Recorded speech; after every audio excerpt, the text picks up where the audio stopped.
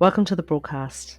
This is part 2 of my Idaho 4 series. If you haven't seen part 1 yet, I recommend you check it out because it is the beginning of the most in-depth numerology you will see for this case. Now let's get into it. Today we will be looking at some real strangeness. The Greek theme.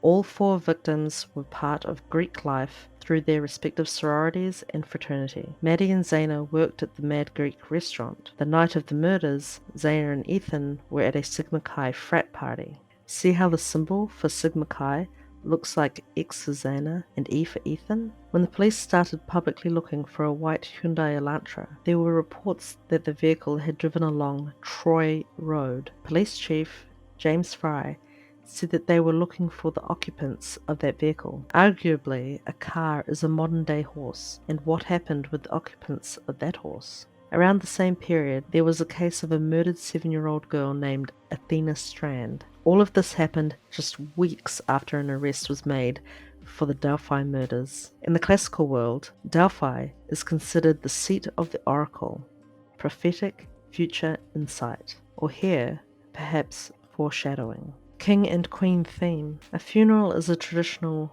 ritual. The death of Queen Elizabeth has meant that will flow into other high-profile instances. This is part of the reasoning behind the King and Queen theme for the Moscow case. The 1122 address essentially sits on both King and Queen roads. At the time of his arrest, his father, the King, was 67 years old, and King equals 67. His mother was 62 years old. Queen equals 62. I understand that many people feel great empathy for his parents. If he is guilty, my feeling is that his issues were not helped by his parents. In part 1, I talked about the connection between the BTK killer and BK. BTK's birthday is on the 67th day of the year. Many would argue that Kohberger may have considered BTK a murder king of sorts. This potentially ties in with the idea of Kohberger seeking to emulate his idol, or his king. And if all this king and queen strangeness isn't enough to convince you, Xana's last comment on TikTok was, quote-unquote, queen. I go more into the king-queen theme in my Madeline Kingsbury series. Please check those videos out, and let's get her case more attention. The Ram. Last year, I was scanning the map of northern Idaho to see if anything would trigger. I saw Lamb Creek. I thought that lamb sounded like a good word for a place because it was potentially symbolic of the victims. Separately, I had a vision of a blonde woman with a bob cut, and her eyes were completely black. Then Kohberger's professor, BTK expert Catherine Ramsland, surfaced in the media. Hear what she has to say about psychopathic murderers.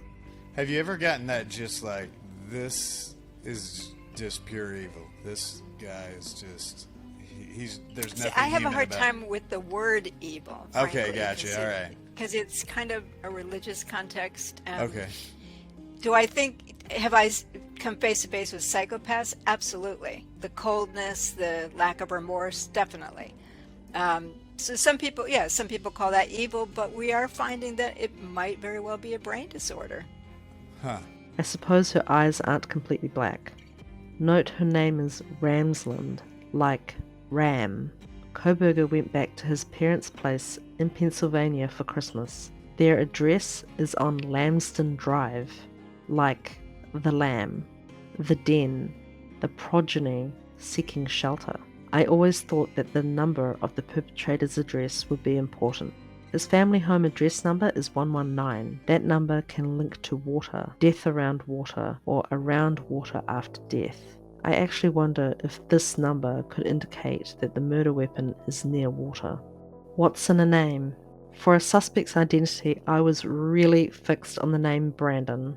But hey, you win some, you lose some, I guess. It's not too far off the name Bryan, though. I remember Brian Enton reporting on the Bryan Laundry and Gabby Petito case in 2021. 2 Bryans.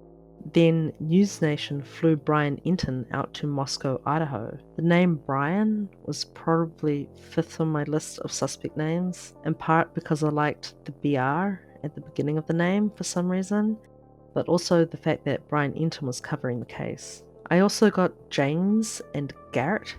as possible persons of interest. In part 3, I will explain how I came across the name James by channeling Ethan Chapin.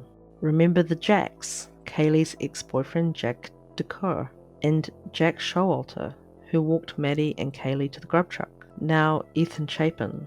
The name Chapin actually means shoemaker, or relates to a special type of shoe sole. Based on what I've seen, I wonder if the footprint mentioned in the affidavit was actually from Ethan's shoe. Alternatively, I wonder if Ethan left any footprints at all.